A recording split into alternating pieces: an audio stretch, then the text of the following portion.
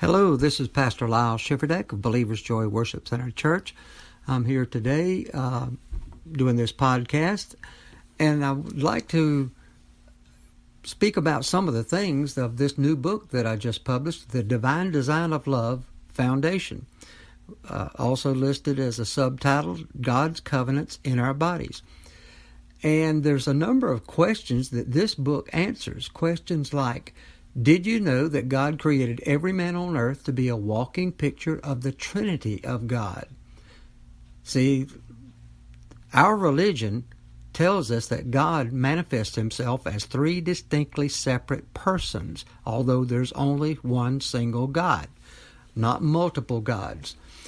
And did you know that God created every man on earth to be a walking picture of the Old Testament?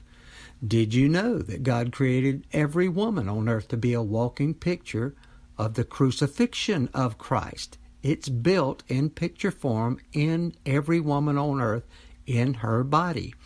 Did you know that God created every woman on earth to be a walking picture of the New Testament?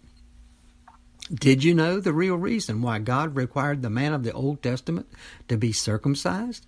To cut a piece of his body off, and God said that was he was in covenant now with God, which is the Jewish people, primarily. Also, did you know that God also required a type of circumcision for a woman? And who is this woman? Did you know the real reason why God opened Adam's side to get a rib out in order to create Eve? There is a very distinct spiritual reason why that happened the way it did. And did you know, or do you know, what the truth picture of Adam, the rib, and Eve actually portrays? And this goes along the line of the law of first mention, which is used by theologians concerning anything that is spoken of first of all in the book of Genesis, how it carries through the rest of the Bible. So there is something very important about the sequence of Adam, the rib, and Eve, and what it portrays.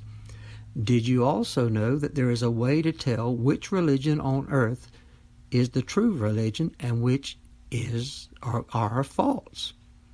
Another one, did you know the real reason why God Almighty calls certain kinds of sexual perversion not just sin, he calls these abominations? Why?